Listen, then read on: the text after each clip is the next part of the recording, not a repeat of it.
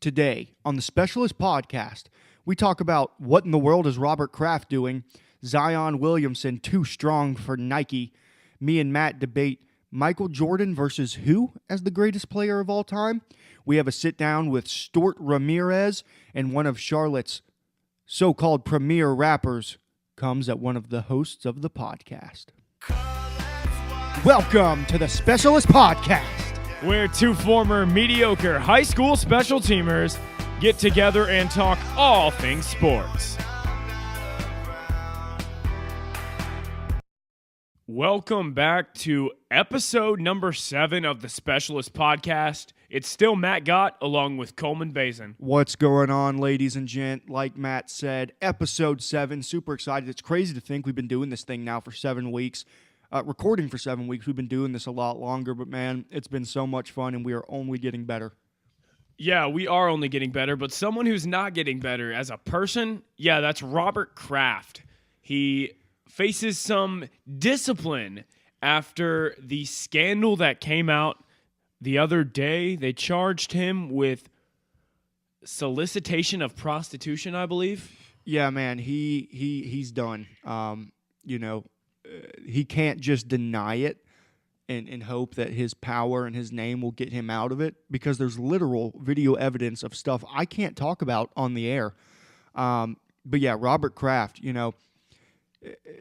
he's getting a little crafty in that spa. Robert Kraft, man, you wonder how long he's been doing this, because those people at the top think, because of my name, because of my money, I can just pay some people some hush money. How long has this guy been hooking up with women? And man, it's just so wild. He's got a wife. He is the owner of the best franchise in the NFL. Possibly the best franchise in all of sports. Yeah, without a doubt. What is going through his brain? And a question I have to ask for you, what Jerry Richardson did was a 1 compared to what Kraft has done as a 10 on the 1 to 10 scale. And Richardson was forced to sell his team. Robert Kraft carries a lot of merit. He has got supreme clout. What is the NFL going to do here? Because it would be, of course, like the NFL to sweep it under the rug and only take care of matters that they care about, because Robert Kraft brings credibility to the game. What does the NFL do here? I have no idea, but they should. I mean, he should be gone. Justice for Jerry Richardson if we're not going to get rid of Robert Kraft. But I'm going to throw out a Bible verse. Okay, let's hear it.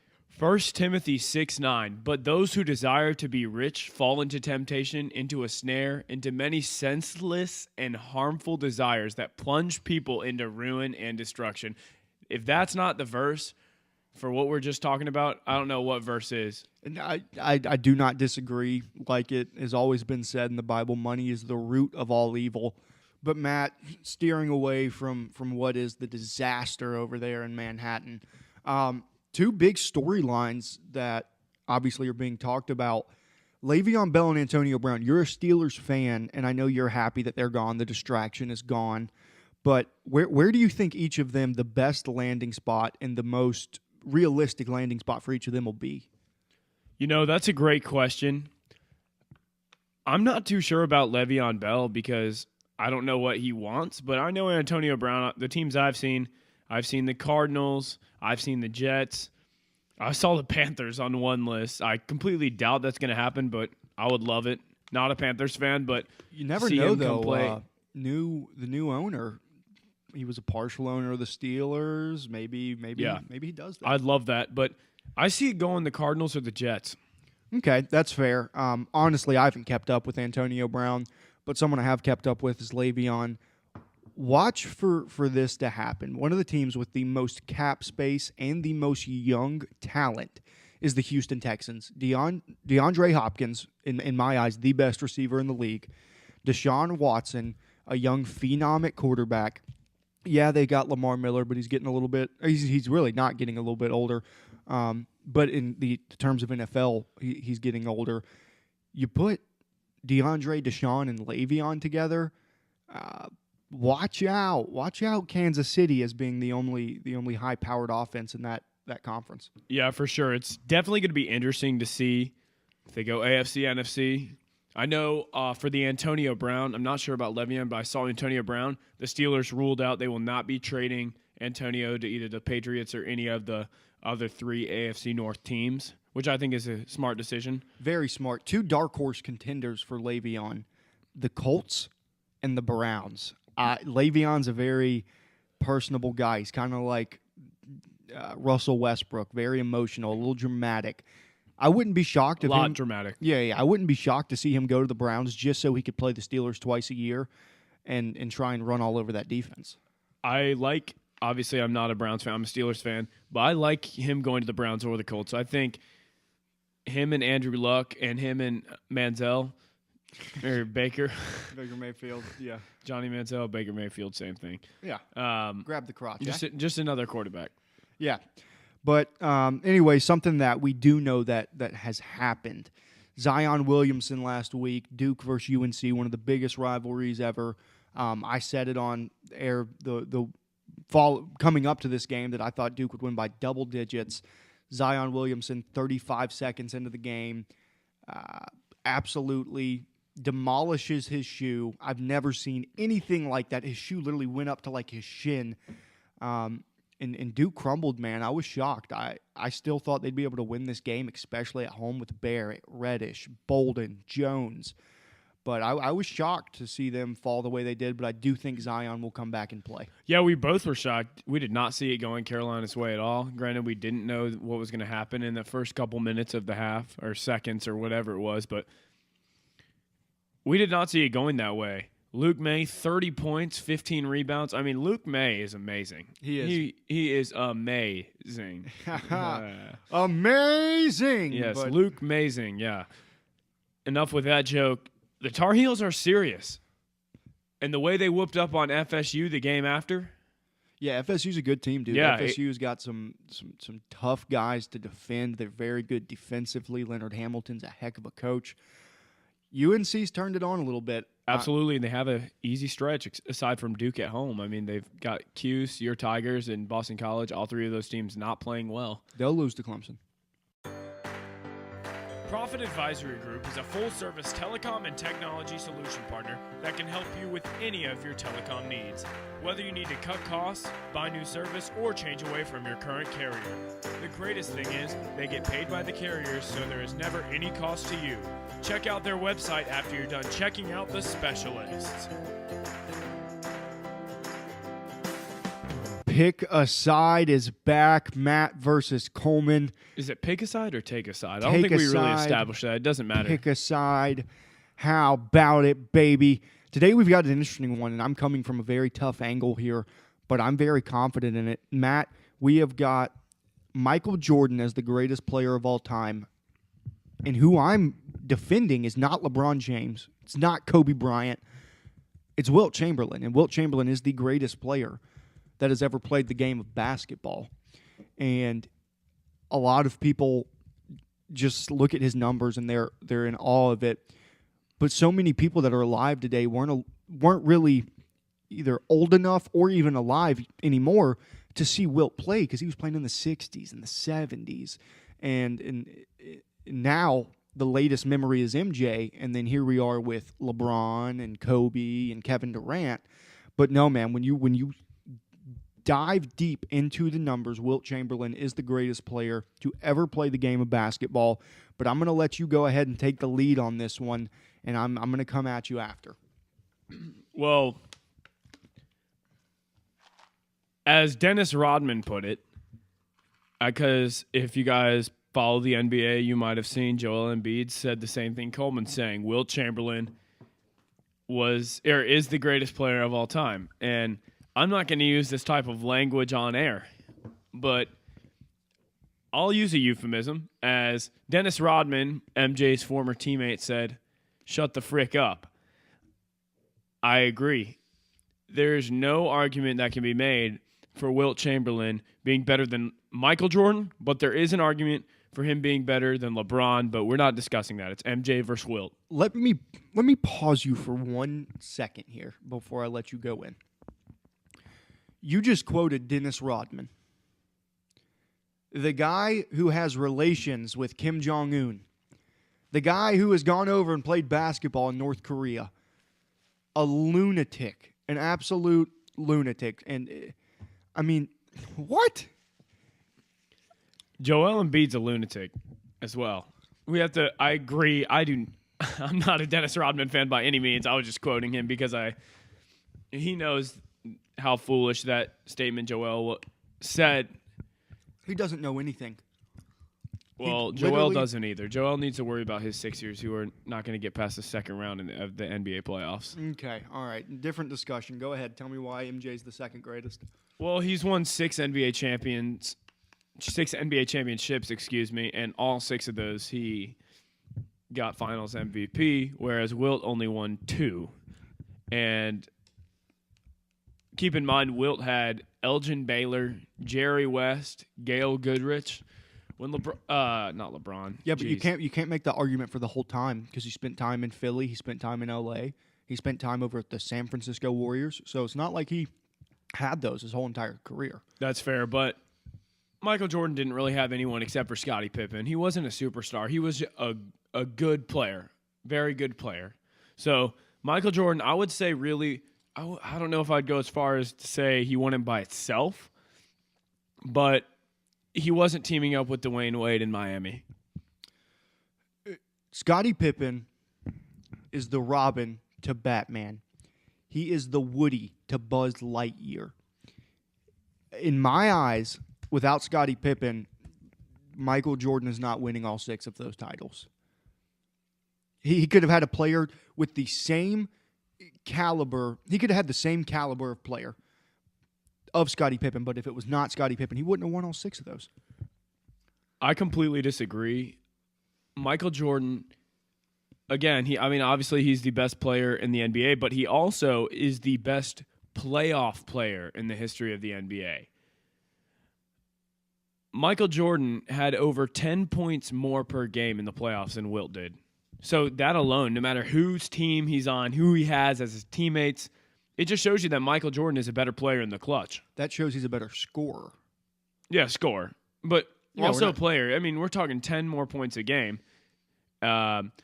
Wilt Chamberlain. But in one sense, that's flawed because you just said Wilt had Elgin Baylor. He had Jerry West. He had all of these guys. And if you're trying to say MJ had no one, then MJ had more of a load to carry. Yeah, he did have more of a load to carry, and he showed that by scoring more points. So It does contradict what you were saying and a little bit what I was saying. I'll give you that. But he did have more of a load to carry, and he showed why he's the best player because he could do it by himself. I'm going to let you come at me with the next argument.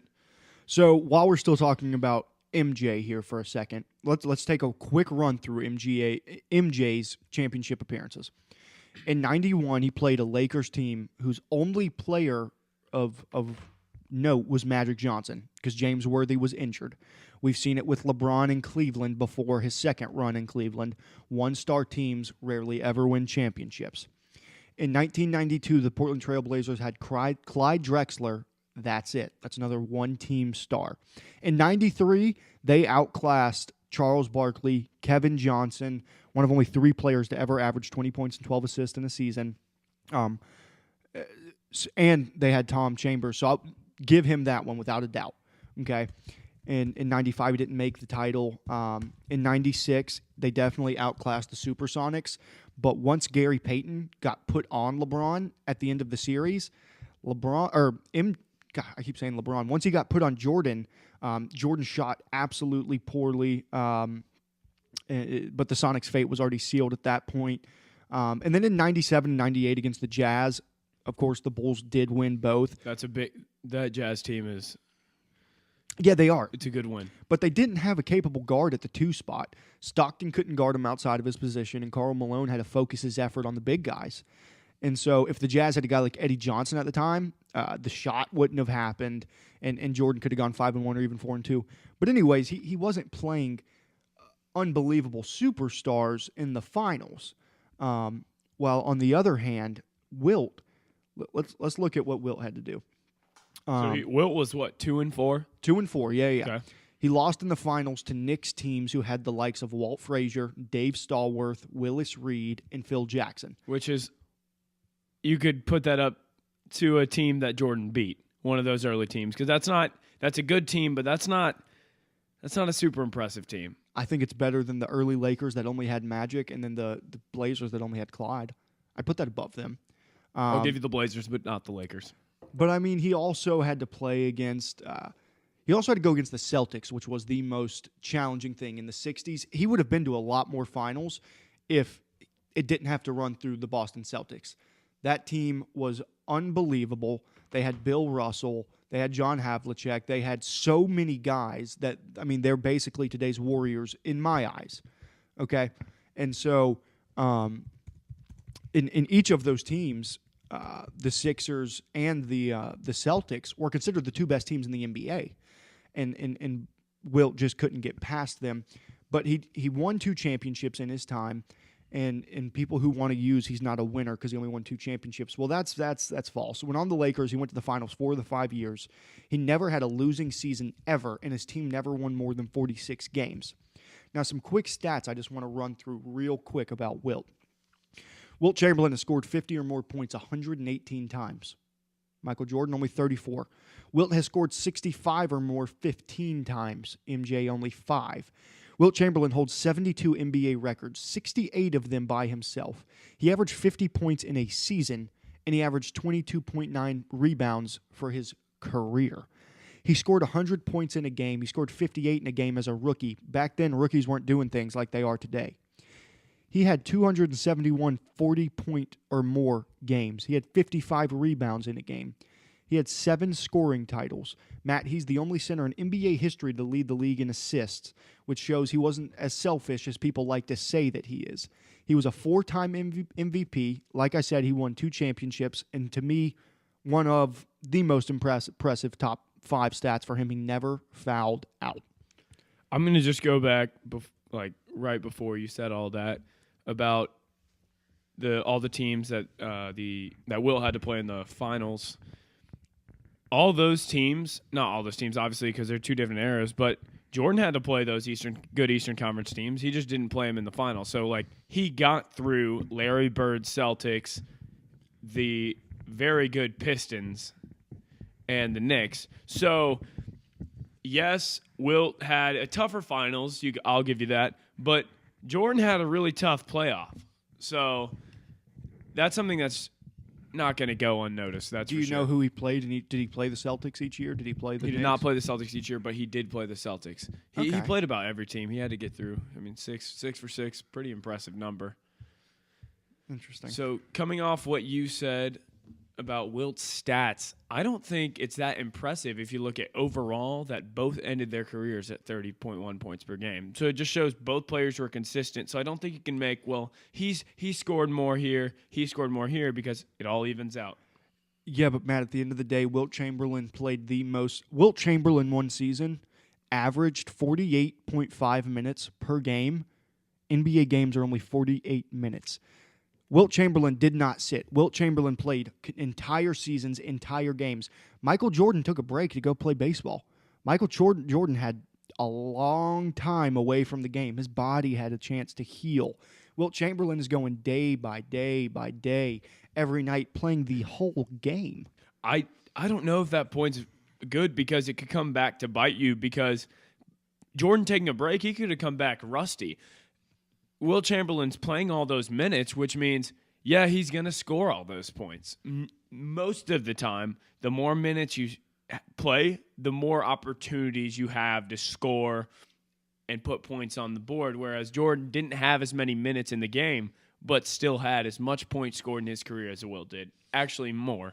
Okay, that's very fair, but I just want to say, man, if Wilt would have taken the break that Michael did. These guys are innate. They don't have to practice every day to be legends. If LeBron James took a leave of absence, if Kobe Bryant took the leave of absence that Michael did, Kobe might still be playing. And it gave him a time to just rest his body and not completely tear it down. And so when you say they both average the same amount of points per game, I don't know how. Yes, it's accurate, but he had time off. But his time off wasn't in the gym. It was on the field, which is, to me, that shows how great he is. He's playing a whole different sport. He's surrounded by whole new people, and he comes back in the gym 2 or 3 years later, and he is on fire. Wins, I think, 3 finals in a row or something like that. Something along those lines, but he's 6 for 6. So. But let me say something about his finals. He went on a three-peat. He won 1 or 2 of his titles when the NBA expanded 4 teams. So a bunch of teams are losing their players. And then he went on the three-peat when they expanded to 2 more teams, the Raptors and the Grizzlies. So how tough was his road, man? Well, Vancouver Grizzlies, so that's a West team. So that does say put apart. It's not everyone. But what I'm saying is when there's an expansion, you only get to protect a certain amount of players. You only get to protect 6 to 8 players. Yeah. Yeah, and then it just goes back to Jordan. He had Pippen, but he didn't have the Ray Allen, Dwayne Wade, or you could say in this case, the Gail Goodrich, Jerry West, Elgin Baylor that Wilt had in 1972. He only won 1 finals with that group, though. So exactly. He should have won more. I know Elgin Baylor wasn't on that team. How long was Wilt on the Lakers? Just like a couple years? 5 seasons. Yeah. They went to 4 finals. See, that's the thing, though. That's why I'd put Wilt in the LeBron category. Winning in the finals, no matter who you play or who you have on your team, is huge on who could be the best. Because the best of the best is going to win. Now, when you look at nowadays where teams are like the Warriors, it's like they're going to win the finals this year. Mm-hmm. It's almost like, LeBron, yeah, you're going to lose all those finals, but you can't lose 4 finals. You can, because he is the greatest player that has ever existed. MJ's second, Kevin Durant's third, LeBron is fourth.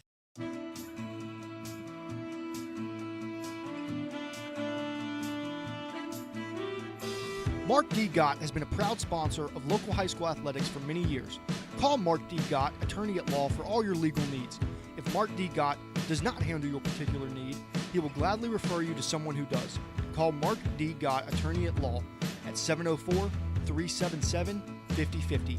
That is 704-377-5050.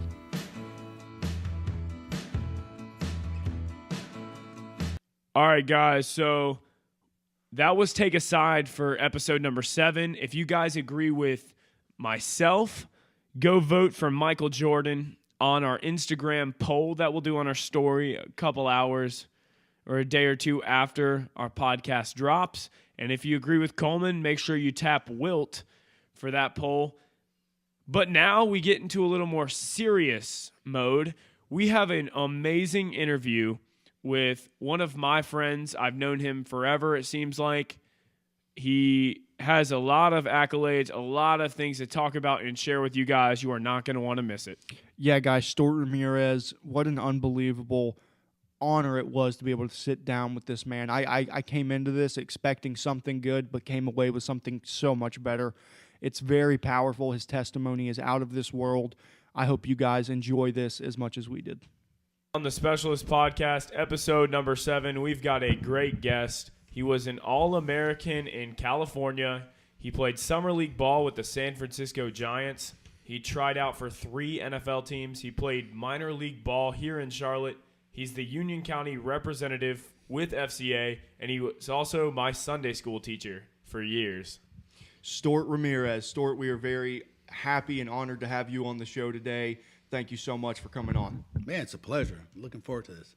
Well, I appreciate it. So, Stuart, we're going to jump right in. You played college football at ECU.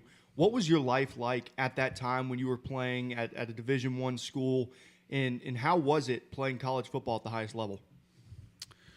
My life was pretty much turned upside down when you're coming from California to East Carolina University. The culture shock, the culture change I had to go through first. I noticed a lot of prejudice that was out there. And to break into an organization, an outsider, which most of those athletes were from the Carolinas, it was difficult at times. It wasn't easy. And a lot of strong competition out there. You're going up against guys that are from all over the world. And it was pretty awesome to play at East Carolina with some of the guys I played with. But also there were some guys there that, that will stab you in the back in a heartbeat and wouldn't think twice about it. Right. So that's college football. College football is there's teams that will unite as one, and there's also teams there that will play the game. They will be your best friend, but they want your job like any other job because you're one of the elite athletes in a Division I football, and 90% of athletes that play in Division I, they want to try to get in the NFL. Right. And there's only 1,500 of them that's going to get in. So there's like when I went to East Carolina, there were 12 receivers, and only 4 travel. Wow. Yeah, so it wasn't easy, and a couple of guys that I kind of bonded with pretty well there, they ended up having some careers in the NFL as switched over from a receiver to a defensive back. So, but my life was not easy there at East Carolina. I made a lot of mistakes as an athlete. I wish someone back then would have took me underneath their wing. But that's water underneath the boat. Yeah, no doubt. So, quick question. So we know that you tried out for 3 NFL teams. What happened from East Carolina up until that tryout? Like, what all went down in your life? Because we know you left East Carolina. Yeah. So what happened there? Well, this is always hard to explain, but whoever's out there listening, please listen in good.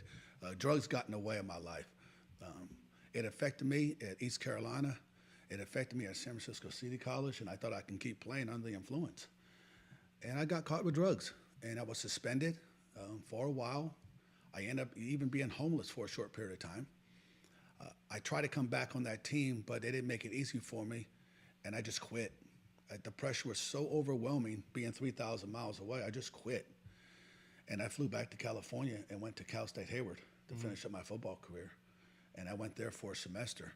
I don't recall even going to class. I just wanted to play football my last season to see if I can take it to the next level. And it was, when you hit that road, it's a very hard road to come back from that. When NFL scouts know, why did he leave? Drugs. You're battling a lot of different things when it comes to trying to be in the NFL. Yeah. It takes extraordinary talent, discipline to get there. And when you're taking the back seat to get there, it's almost impossible at times. So we know you chose football, obviously, because we're talking about your college and high school career and even your pro career a little bit. But how did you choose football? Because I know you were playing for the Giants out in San Francisco. Like, how did you make that decision, football over baseball? It was my last year in high school. I was a 3-sport athlete. I played football, basketball, and baseball my whole life. And I did love baseball because summer league ball was awesome. My junior year, I played in DiMaggio League out in California. It's one of the biggest summer leagues out there that you go for the state championship in California. Yeah. I was the youngest guy out there playing right field, batting ninth, and came very close to making all conference that year. So scouts were looking at me. They were saying, okay, we see a young kid, left-handed, bat lefts, throw lefts. And I went to Skyline College right after high school because I decided to play baseball first. They wanted me to play baseball. I went out there and made first team all conference. Wow. But it was always an opportunity for me in the back of my mind. I miss football. And right after high school, they had a tryout downtown San Francisco it's right near Kezar Stadium in Golden Gate Park, where the Giants were putting together a summer league baseball program for young guys, guys who are trying to get drafted, or guys that they're looking at for the future. And there was a bunch of kids that tried out for it. And I can still remember that day when I got threw a fastball down the pipe, and I just jumped on it, and I hit it, went out of the park, and I walked around third base, and Dutch Anderson was a scout at the time. He goes, hey, would you like to play with us next week against the Dodgers down in Santa Clara? I said, man, I'd love to, dude. I mean, putting on the Giants uniform. Yeah, that's insane. And lucky because when I looked at the uniform and the name inside said Adams. So some guy named Adams played in the minor leagues for him. But I got to wear that uniform all summer long to play baseball for him. How did that feel, wearing that uniform as a young kid? Oh, wow, I tried to keep it after, too. Yeah. But they needed it back again. But it was really cool. I mean, you leave to play a baseball game, you got a Giants jersey on. I said, there's an opportunity here that I can be drafted one day, and they were looking at me. So my second year in junior college, the Phoenix Giants was the AAA baseball team. He took a job as the head coach at Skyline College. So he approached me. He goes, Stuart, I know you want to play football at San Francisco City College, but you can't play baseball here because I have a baseball program. I said, why not? Why can't I come play baseball for you and play football for San Francisco City? He goes, you can't because they have a baseball program at San Francisco City College. Yeah. So I can remember being in the locker room when he's handing out uniforms because I said, He was a Fresno Giants coach. He can get me in. He told me, he goes, Stuart, you have a good year with me. I can get you drafted. I know everybody in the Giants organization. But man, something deep down inside to me said, Coach Rush wants you to go play football for him at San Francisco City College. And that's where I had to make that decision. It was the hardest one of my life because it was determined which road I was going to take in life at that moment.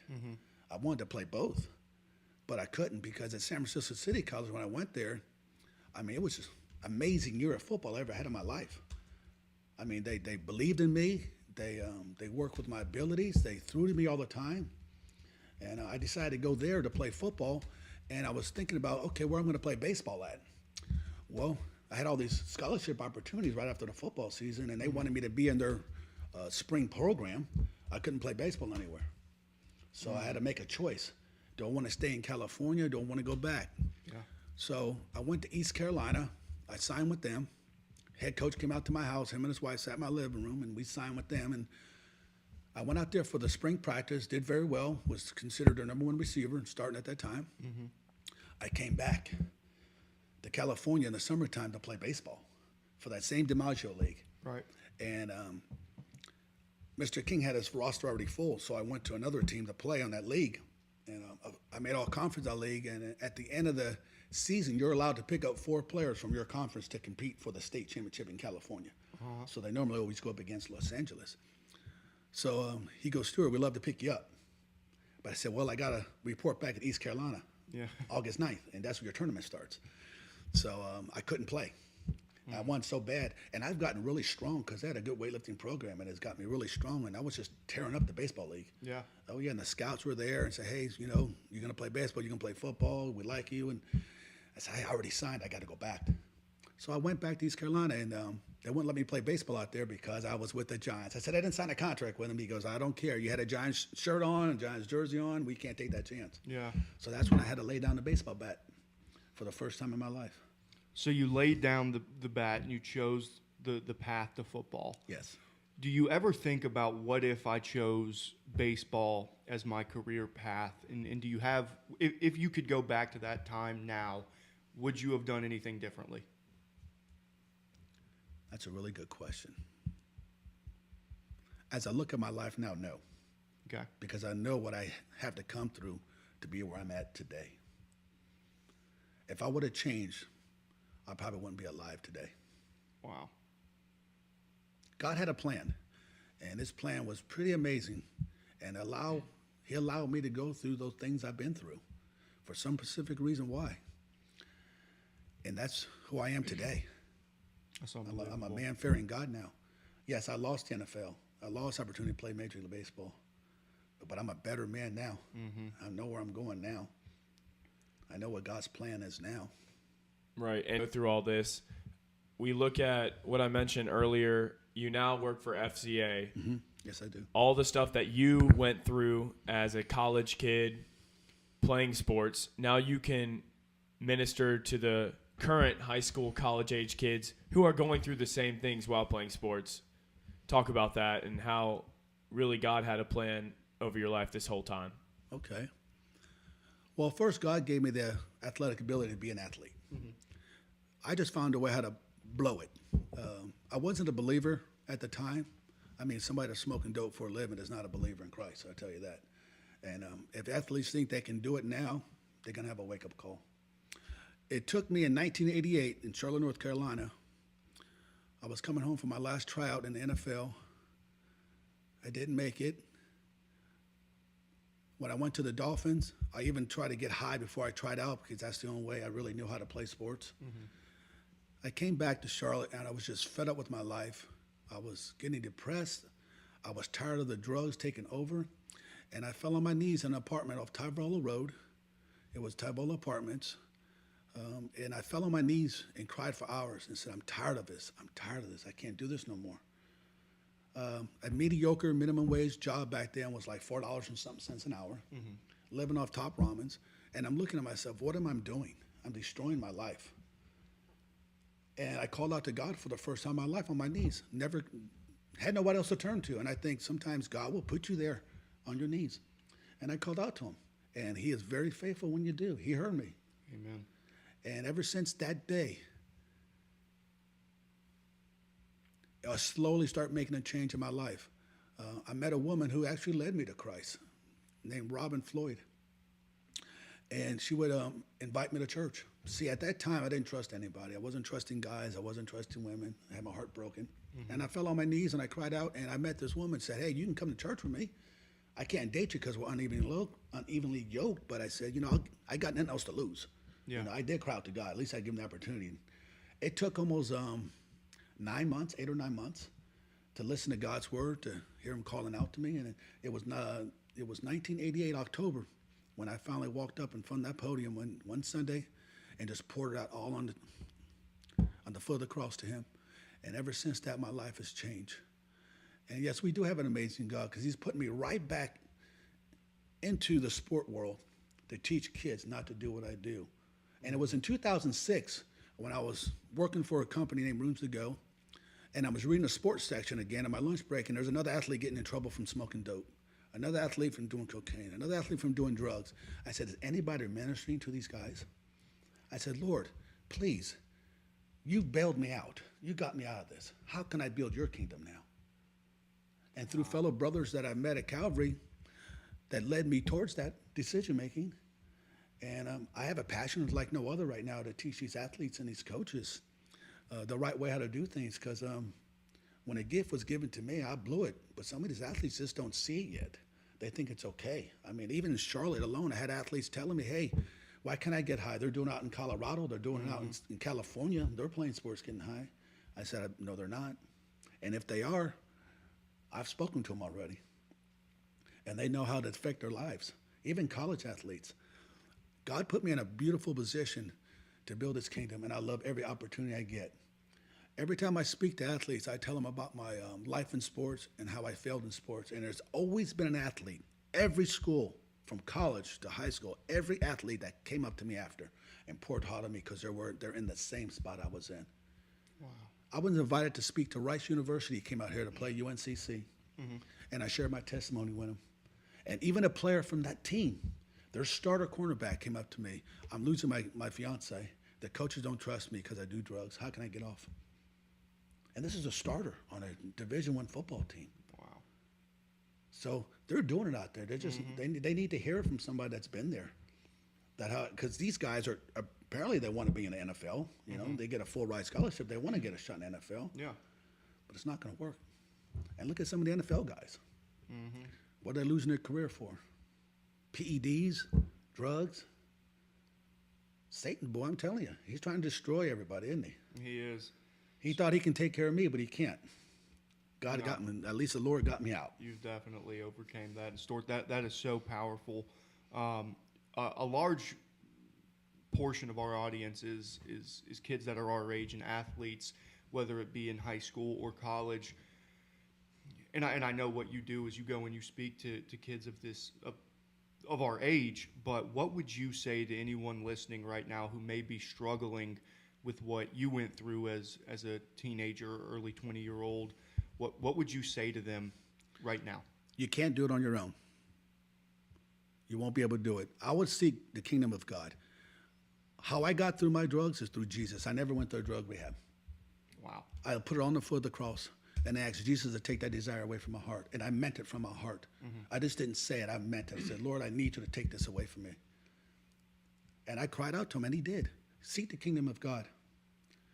The things that Jesus have done in my life in the past 30 years is so amazing how he changed my world. And he can do it for any athlete and anybody out there if you choose to. There's no counselor that can show you. It's going to come from your heart. Because the decisions you're going to make at this early age is going to affect you like it affected me for years.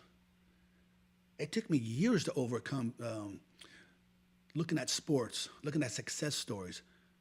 I can't even still watch Rudy, the movie Rudy, and still cry for somebody that had to go through that mess that he'd been through. And I met the man personally face to face. Wow. And talked to him. And it's so true what he had to give up. And he had no athletic ability, but had the heart for everybody. And I look at it and said, Lord, I had the ability, but I had the mindset of an infant. So if you're out there and you think you can do it with drugs, guess what? You're going to end up where I've been, buddy. The sad part about this, most of you kids out there want to learn the hard way because you think you can do it. And I'm telling you from experience, even being All-American, you can still fail. You can still fall short. This interview today has really been powerful, and we're so thankful for you to come on. I mean, it's really unbelievable. Of all the interviews we've had so far, in my eyes, this has definitely been the most touching and most powerful. And it's just unbelievable, you know, a guy who works for FCA, you'd think he's had his life together the whole entire time, and it's really amazing and powerful just to be able to sit down and talk with someone about their life. So we really do appreciate you coming on. For any of our listeners, do you have any social media? Yes, I'm on. You can go to my. What do I have on social media? Because my wife normally takes care of that for me. My plate's already full to try to get on social media. I have Facebook. Okay. I put some things out there for some students and some schools, stuff like that. Okay. I'm not really hooked on just putting stuff out there all the time. I want people to just see what's going on in our county. Yeah. I want to give people hope when they're looking at other stuff on Facebook. So it's never going to be about me. I'm always going to put a picture of something happen out there, or what's going on in the athletic world out there, just to inspire somebody that's looking through, you know, because you never know who you're going to touch out there. And then we have a lot of big events coming up with FCA. We have football camp where we bring the gospel to athletes and share with them to start their season. I do a jamboree each year. Okay. With about 4 or 5 high schools where we do devotions with them. And a lot of times I do one-on-ones with athletes there as well. And our biggest events, normally in October, we do Fields of Faith, where we get the high schools all together and bring them out to a stadium, feed them, plays music for them, bring the gospel to them, and watch God do his work. Man, that's awesome. That's really awesome. Well, Stuart, we cannot tell you how much we appreciate it. And for everyone listening, go find him on Facebook, go to FCA's website, and go look for those upcoming events. But Stuart, it has been a heck of a time with you, and we thank you very much. I have one last thing. This is for my father. Okay. My father's dying of cancer. He has brain cancer, and it's taking him out, and they're giving him 4 to 6 months. And I've been spending most of my time taking care of him with my brothers right now. And I'm trying to still run the ministry of FCA, and it's difficult at times. So if you guys are out there and you guys are believers out there, please pray for my father named Jack. That he is a believer, but it spread to the left side of his brain, which got him bedridden. He had a stroke from it, and he lives in Pineville. So from here, I'm going to go over there and make sure he's been taken care of and see if he needs to be changed or bathed, stuff like that. And it's kind of hard when you got to take care of your dad like that, you know? Yeah. Well, definitely prayers up. Without a doubt, we'll be praying for God to work miracles because he can do it. He sure can. He sure can. But if God wants to take him home, I'm all for it because he won't feel that pain ever again. That's very true.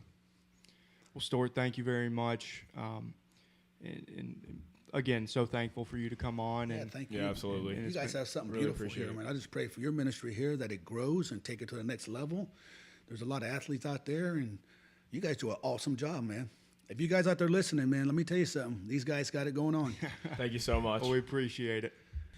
One last thing also, for you guys out there and you ladies out there listening, I'm willing to sit down with any one of you guys to share my whole testimony, what I've been through as an athlete, and hopefully I can help you guys out as well. Satan wants to destroy you any way he can, and there's one thing you're going to have to learn how to do, man. You're going to have to fight the flesh. Your flesh wants to sin worse than anything, and your spirit is battling it left and right. So let me help you, get you on the right track if I can. Let me share with you. I'll even be willing to give you resources because we're all in this together. It's not just me. We're all in this together. So please contact these guys here. Let me know if I can help you any way I can. I would love to sit and talk with you, share with you. It'd be my honor. So please, don't hesitate. Don't keep doing what you're doing because it doesn't get better. Well, Matt, that was an amazing opportunity to be able to sit down with Stuart Ramirez. Such a powerful story. It's awesome to see how his life has been turned around by the Lord. But, man, a huge thing coming up tonight that I'm very serious about. The Bachelor hometown dates is tonight. We've got a Final Four of Cassie, Kaylin, the 704 rep, Hannah G, and Tasia. Who are your 2 front runners right now? I don't know about front runners, but I can tell you 2 girls that I definitely like watching on the show. I'm going to go with Cassie and Kaylin. Oh, man, you just made me very happy. Those 2 are my girls. Yes, they are my girls. I'm not a huge Bachelor guy, but Cassie and Kaylin all the way.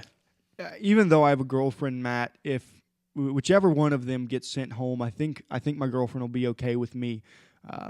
asking them out on a date, because whichever one of them goes home, if Kaylin comes back to Charlotte, you're about to see a little Coleman Kaylin specialist date. Ooh. Well, I'm looking forward to seeing that. Good luck to Cassie and Kaylin tonight.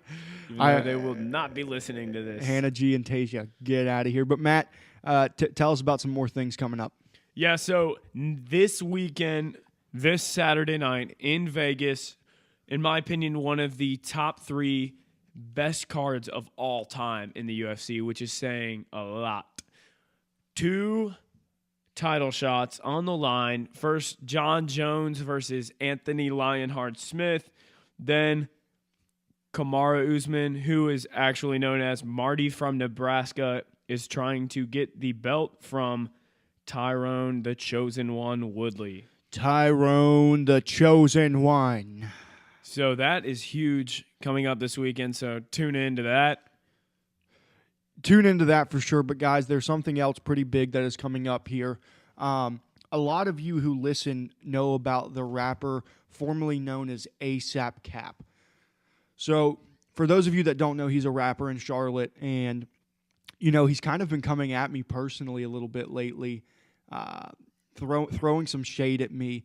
And so what's going to happen here in ASAP Cap, I know you're listening. ASAP Cap doesn't know about this yet, but what I'm challenging ASAP Cap to is to a diss track, to a rap battle. And ASAP Cap's a rapper. I've never rapped a day in my life. I don't know how to. Apparently, he's an opera singer as well. If Opera you tune singer as into well. the end of the song "Heartbroken." Yeah, so shout out to Cap, but I really just don't like this guy right now. And so what's going to be happening is Cap is going to be dropping a diss track towards me, and then I'm going to be putting on for the Specialist Podcast family, and we are just going to be taking him down. So stay tuned for that. It's going to be insane. It's going to be almost as big as who did Jake Paul wrestle or box?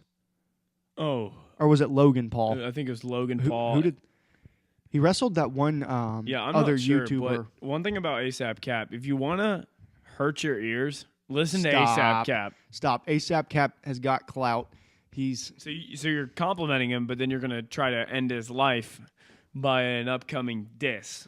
Tell me about that. Yeah, I think he's good, but I just know that I'm better. It's not that I'm cocky. I'm confident.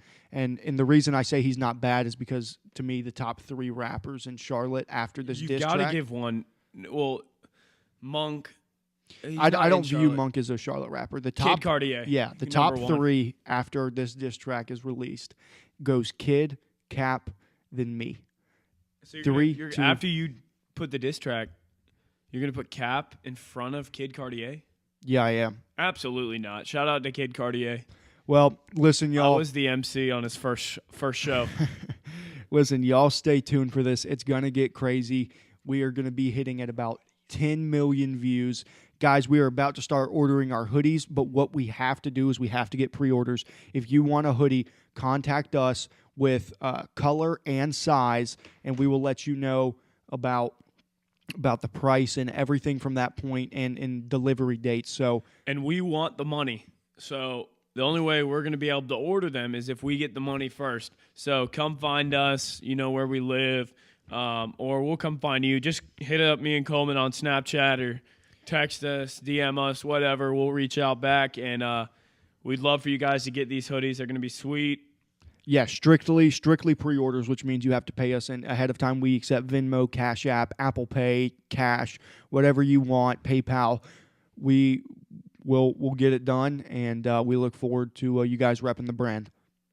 Absolutely. So that's going to wrap up episode 7. We really appreciate you guys listening to this longer episode. If you're still with us, stay tuned for next week as we have another awesome guest lined up, and God bless.